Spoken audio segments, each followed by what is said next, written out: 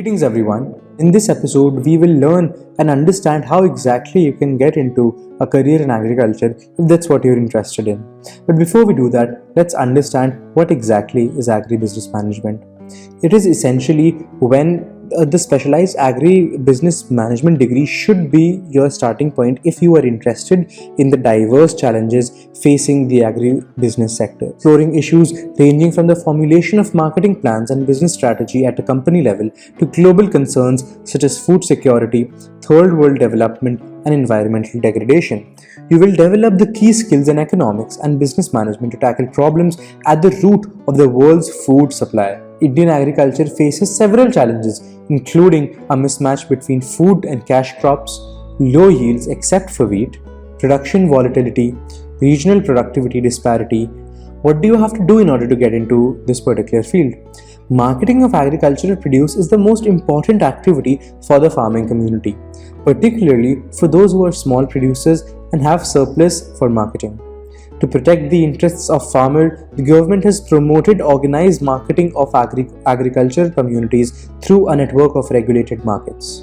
Agribusiness managers establish output goals, determine financial constraints, monitor production and marketing, determine crop transportation and storage requirements, while most farm output is sold to the middlemen. Some farmers may choose to sell their goods directly through farmer markets or cooperatives to reduce financial risk.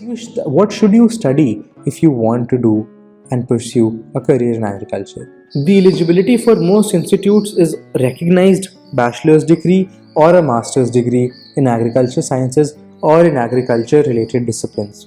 However, there are few institutes like IIM Ahmedabad that accept a bachelor's degree or the equivalent qualification in any other discipline from a recognized university or institution along with a strong interest in agriculture, agro, food processing, rural and allied sectors. Let's also understand what are the prospects entailing this career. Agriculture exports in India increased from $5.9 billion in 2001 to 2002 to $6.7 billion in 2002 to 2003. However, a small percentage of the total merchandise exports, the share of the agri exports declined from 13.5% in 2001 to 2002 to 12.8% in 2002 to 2003. International agribusiness corporations like Nestle, Britannia, Kellogg's, and Cargill collaborate with food manufacturers, food service, and distributors, along with retailers with a focus on customer and customer benefits. Retail companies pick up produce from farmers, store them in warehouses, and transport them directly to their retail outlets, thus eliminating the middlemen in this process. The concept of agriculture retail across India is heralding the country's latest green revolution. 14 states including Maharashtra, Punjab, Andhra Pradesh and Rajasthan amended the Agricultural Produce Marketing Committee APMC Act this year, which allows farmers to sell their produce directly to buyers, offering them the best price. The emergence of organized retailing in recent years and creation of quality retail space have led to an increased demand for quality produce and thereby investments in supply chain infrastructure by private players. What should you study if you want to do your MBA in retail management or agribusiness or food management? A graduate degree in agriculture will give you an edge. Some good universities and institutes where you can study about these are, for example, in management, Mudra Institute of Communication Ahmedabad, K.J. Sumaya Institute of Management Studies and Research, Velinkar Institute of Management Development and Research, Indian Retail School, Delhi. And throughout the course of this particular presentation, we hope you have learned more about how you can pursue this field and what are the prospects that are entailing. We hope you enjoy the episode.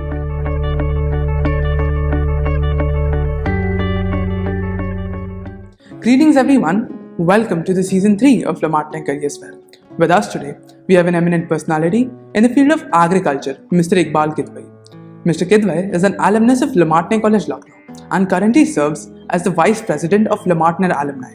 Today, he joins us as an eminent expert in the field of agriculture, explaining and elucidating the various facets which a career in this prestigious field entails. Throughout our conversation, let us find out what is there on the other side of the episode. Thank you so much, sir, for being a part of the season 3 of Le Martiniere Career Fair. It is our privilege to have you with us. Greetings everyone. Welcome to the season 3 of Le Martiniere Career Fair. Today with us, we have an eminent alumnus of the college, Mr. Iqbal Kidwai. Thank you, sir, for being with us. My pleasure, Kumar, as always. Thank you. So the first question that I'd like to ask you in the field of agriculture is that what was your personal inspiration that made you to pursue a career in agriculture? Could you please tell us more about it? Well, let's say I'm an accidental farmer. My professions, I had other professions to do work outside, but the thing is that I have grown up in Lucknow. I went through school here, from prep to 12, and we have family landholdings, farms. So I've grown up going to the farm, being in the village since I was a child. I've seen things happening. So although there was no formal somebody telling me what is there, but as you are there all the time, you keep hearing things, listening to things, and you absorb the things. So agriculture is like kind of in my blood. But I had no intention or plans of becoming a full-time farmer or anything. Yes. The circumstances were such that I had to come back to Lucknow about 12 years ago. Since then, all my other professions have been on the side. Agriculture has now been source of my work and income. Yes. Okay, thank you, sir, for that. I'd also like to know, since agriculture entails various amount of sectors, so could you tell us more about them and describe the opportunities that are within the prospect of agriculture? See, agriculture is a huge term, but and we somehow tend these days to include horticulture, pisciculture, dairy farming, animal husbandry, agroforestry. We all tend to club it under the very wide thing of agriculture. Although I personally would think that agriculture would be a completely different thing from something like, say, animal husbandry. Even agroforestry, I wouldn't really say is agriculture, because for me, agriculture would predominantly mean growing either food or flowers or whatever, using the land to grow something, to create something. The land gives us something. We are just the medium. What is being given to us is by nature. But we are the medium, and that is what agriculture is all about, how we can use this medium to produce more, distribute more, and live better lives through that. But yes, career-wise, you can have so many options which all come under the broad heading of agriculture. So we were discussing before this interview was being recorded about technology and the advancement of technology. So could you tell us how is the agricultural sector being affected by the advancement of technology, and what does it hold for the future? See, technology is a double-edged sword. You have innumerable benefits. Technology has helped us sustain our population and the food. You see, we are now more than 1.45 crore people in this country. To give food without the technology that is available today would have been an impossible task. To feed those people, be a self-sustained agriculture surplus economy has come because of technology. But then technology's biggest downside is that one, technology comes with its use of chemicals,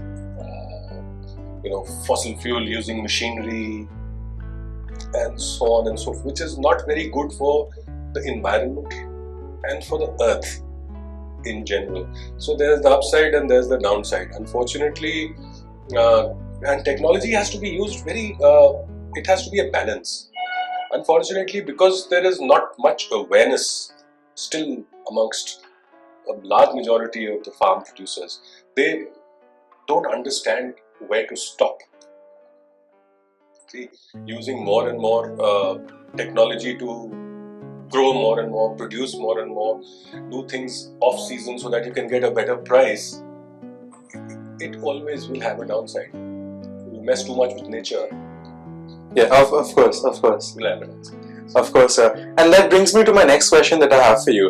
And that is, with the growing global problems pertaining to climate change, apart from the fact that there is an increasing demand of food, so how is the agriculture sector coping up with these type of problems, and what is the agriculture sector and the professionals in this particular sector doing to combat this problem? Very interesting question, because it is ironic that agriculture, which deals with the earth, you are trying to produce from nature. So therefore, logic says that you look after nature and therefore you get more. But we seem to be going the wrong way in that. And two, you're talking green. Agriculture is all green. It should ideally be wonderful for earth. It should be wonderful for human beings. But apparently that also is not happening. Now here again we come back to the technology part, the overuse, the miscommunications, lack of knowledge of how to plan and use agriculture not only for distribution amongst humans, but also at the same time to protect nature and Mother Earth. You see, we have these very alarming studies, which I feel they might be a little too alarmist, but some people are saying that within 50 years we are going to lose all productive soil. You won't be able to produce anything unless you're using alternate methods. So all these kind of things are there. So I suppose it's a balance which even I have not yet cracked. I don't think anyone has. Of course, sir. So that also helps me to, understand that there is a lack of awareness and a lack of education that is pertaining the agriculture sector. So firstly, I'd like to ask you on an informal note, what exactly is the need of awareness and the need of education for the common people, for the common man to understand about the agriculture sector? Yeah. You see, awareness and knowledge. Fortunately, people like you, me, we have had a basis in education. We today, if even without having too much specialized knowledge, we can go to a farm and we can just read up a bit, go onto the internet, find information. Unfortunately, the vast majority of the producers in India, I'm not talking about internationally, but yes, of course, in the developing countries, vast majority of producers do not have access to that knowledge, and even if they have access, they don't know how to use that knowledge. Now the government has tried many things. There are many schemes, there are many specialists, experts who are holding what we call Kisan Goshtis, or meetings of farmers, to try and communicate things. But somehow or the other, it all gets kind of like, I haven't seen a successful government initiative in at least my area of work. I work out of a district called Barabanki in Uttar Pradesh. We have many progressive farmers here.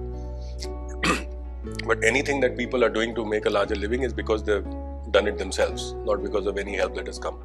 And on the other hand, we have these wonderful institutions like the Pusa Institute in Delhi, or this in Lucknow, the CMAP, the Center for Medicinal and Aromatic Plants.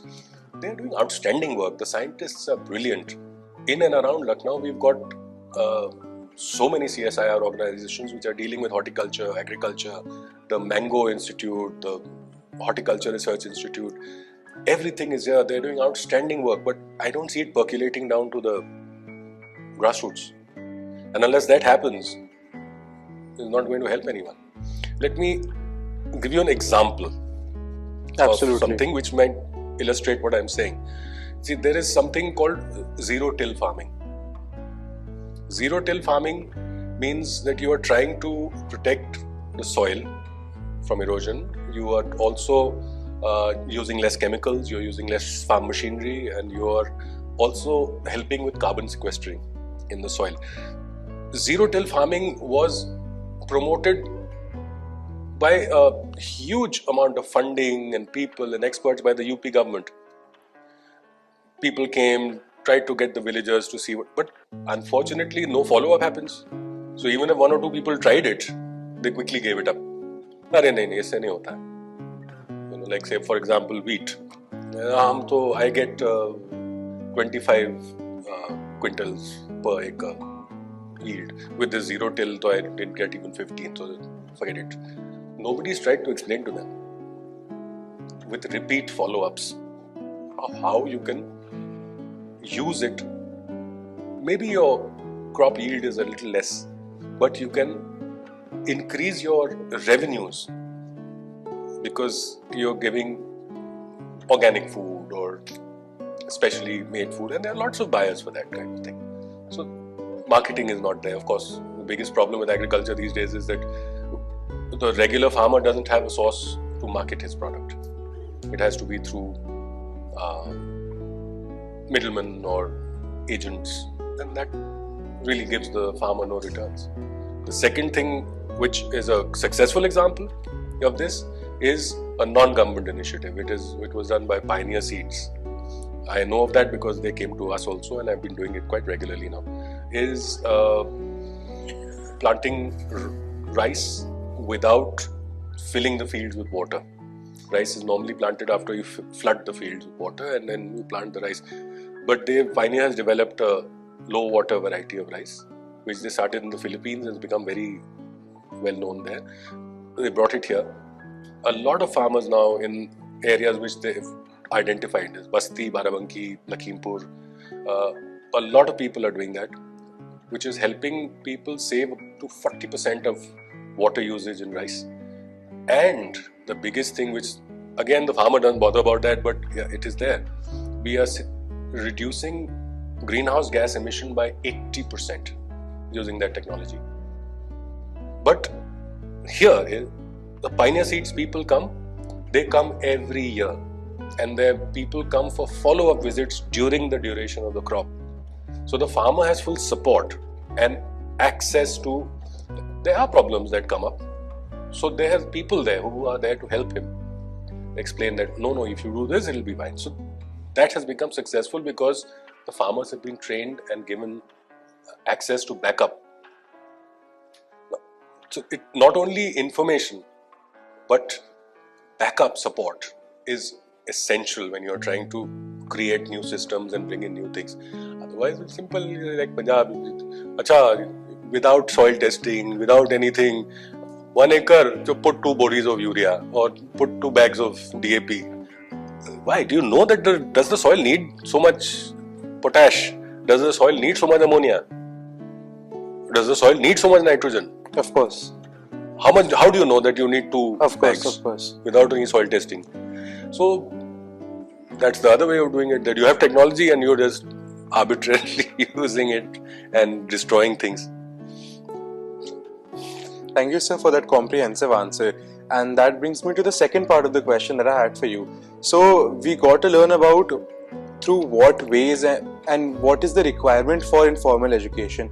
But I'd also like to ask you, and I'd request you to share some information about the formal education that people can pursue if they want to take up agriculture as a career. So what are the ways that they can enhance their skills and of course complete their formal education in agriculture?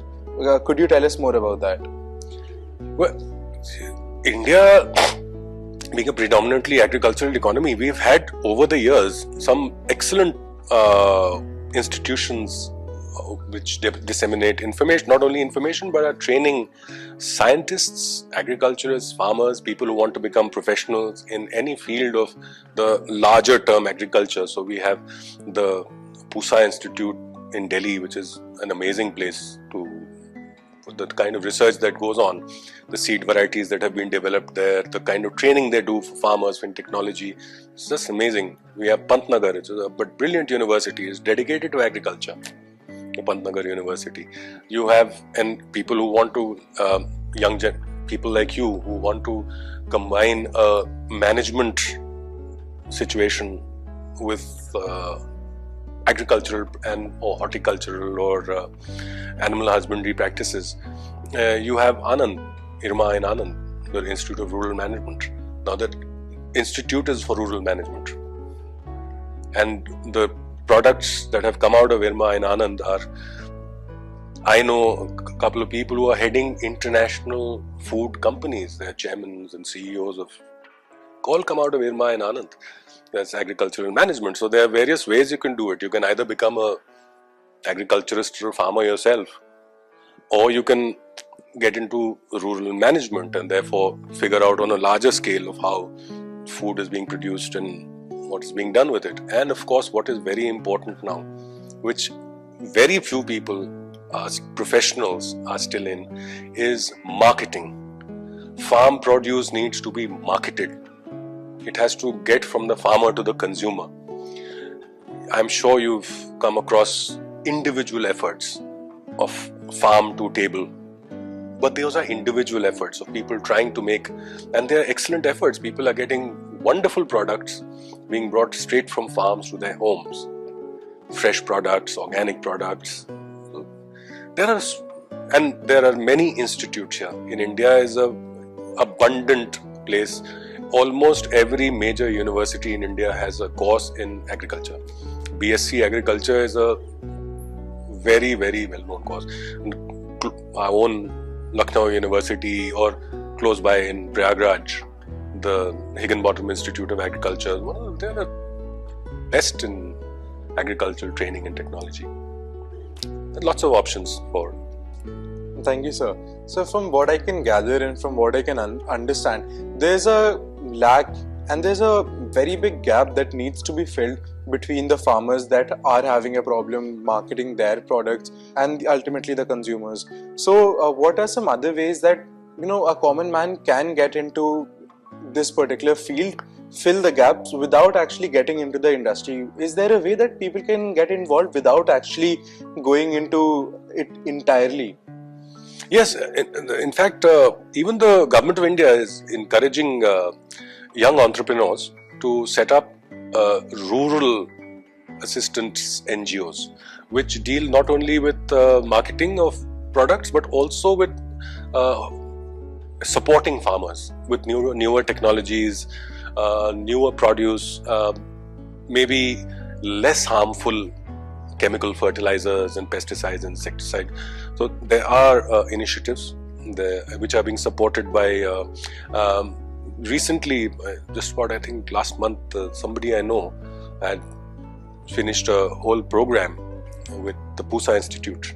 He is running a NGO based out of Eastern UP, and that's all he does is farmer support and farmer support initiatives, with making sure that we are trying to reduce use of harmful toxic chemicals and trying to protect earth, carbon sequestering, and so on and so forth. So initiatives are there, people are getting to, and I think this knowledge is very easily available on the internet also. So there is also the field of biotechnology. So you need not be an agriculturist, the fact that you can produce good seedlings, or you can produce good non-chemical fertilizers, or the fact that you can produce something out of the farm produce, the value addition is a big thing. Value addition normally happens outside the farm after it has been sold. Value addition is where you get the most income from. Now, if I can, even the simplest of things, forget the larger things of canning and everything, even the simplest thing, I can grow wheat, but that will only be sold at a government controlled rate. Where my money would come from is if I could have my own flour producing mill and packaging mill and then marketing it to the consumer. So if wheat today is being sold at 22 rupees a kilo, the flour that you buy will be at 50 rupees a kilo or more. So that nearly 1.5 times the value has been added post harvest. And harvest of wheat will take 4 months from planting to harvesting. Your value addition will take 1 week. From the time the wheat is being processed in a factory and going to the shop to be sold? 1 week. And you've added 1.5 times the value. Why can't this value come to the producers? Or at least a group or a community of producers, or cooperative or whatever. But yeah, I mean, I've got nothing against capitalism and commercial produce. But yes, that sometimes I would be happier if I could just add maybe 50% value to my produce. So I'm happy because I'm getting from 20 rupees, I get 30 rupees. You're happy because you will get your flour instead of 50 rupees, you'll get it at 30 rupees. Yeah. So these are the kind of things which are initiatives that people can take, which they are doing now with this farm to table kind of initiatives. A lot of people are in animal husbandry. They're doing the same thing with milk products. So there's lots of scope for young people like you to use your brains and try and Absolutely, get something done. Absolutely. So you talked about biotechnology and how people who are involved in biotechnology can get into agriculture, and that also reminds me, livestock farming and agribusiness, those are also some very prominent sectors within the broad term agriculture. So could you please tell us more about livestock farming, agribusiness and biotechnology, people who are involved in this sector and how they can get into agriculture as a core career? See, livestock farming, there are two ways of doing it. One is as a owner and so on, and the other aspect of livestock farming is very important aspect is the veterinary aspect. You have n number of young people who want to become doctors for human beings, but not that many people who want to become doctors for animals. You cannot run any kind of animal husbandry organization, whether it is for milk, cows, buffaloes, whether it is goats, whether it is sheep, whatever you want to do, you have to have people who can manage illness and disease for those animals. And there are, fortunately in India, some very, very good specialized veterinary colleges producing some excellent doctors. Unfortunately, because in the farm sector they don't get income, they all become pet veterinarians. So instead of looking after cows, buffaloes and goats, they're looking after cats and dogs and making a lot of money out of that. So it's fine. I need a vet for my pets also, so I don't object to that. But yes, there's a lot of scope for people to come into this. And if you have a qualification as a veterinarian, then it's not necessary that you practice as a vet. You can use that knowledge to run your own unit which has animals. That's another thing I know for a fact, that you cannot run anything which has livestock by remote control. Of course. You cannot have managers running these things unless you're some huge corporate like Venky's Poultry, which is producing 1 million chickens a day, but that's a totally different level of, and there's enough trained people running the show. But if you're running a smaller show, livestock is, they're alive, they're creatures, they need care. You can have n number of research papers on the internet which you can see, where things like talking to the cows or putting on music when they are being milked, or people who just go and, the owners who go and be with their animals, pet them, brush them, the produce becomes higher because of the way that they are being treated. So, and knowledge of veterinary knowledge add so much to your things. Even thing like fish, nothing is simple. You cannot take a body of water and dunk in fishlings and say, after 3 months I'll pick up 5 kilo fish. They'll all die. It's again specialized knowledge. Which are the bottom feeders, which are the middle feeders, who need top food, how much oxygenation has to be done in that water body, how much is available through the air, how much is extra is required, water flowing, and so on and so forth. So these are things you can only, again, like every other profession, I feel that a basic education, a basic knowledge is very essential. So say a undergrad level, 2-3 years of education, textbook education. Then what is compulsory is practical knowledge. Agriculture cannot work on book knowledge. I Theoretically, there are so absolutely many things that can happen which don't happen. That only happen when you are out there on the field. Absolutely. There's an old saying in our part of the world that the best fertilizer that you can give to your plants is the footprint of the farmer on the field. Most certainly. So, practical knowledge combined with theoretical knowledge is perfect. We've just talked about that how we have people with decades and generations of practical knowledge in the villages. Unfortunately, they are not exposed to the theoretical knowledge and modern research and things that are happening currently in the world. Same thing happens, guy comes from Pantnagar University, you put him on a farm, he doesn't know the hell of a difference. क्या हो क्या रहा है यहाँ पे? Why is this happening?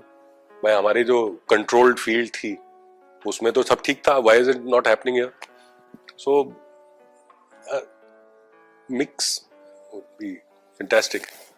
Of course, sir. Thank you for helping us understand that a balanced way and a balanced approach is required if you want to have a very successful career in agriculture. Sir, so I'd like to ask you as the last question, what is one advice that you'd like to give to any person who's aspiring to pursue a career in agriculture? It could be a general advice or a very specific one. I'll tell you what I tell my children.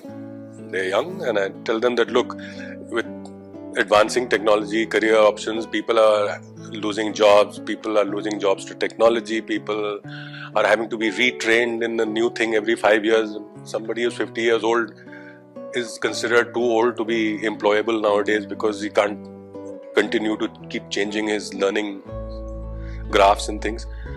Only thing that is permanent, will never go, is food. If you can produce food, you're fit for life. Of course. There's no better option for a career of the future than producing food. Now, let's not say producing food, being connected with the business of producing food.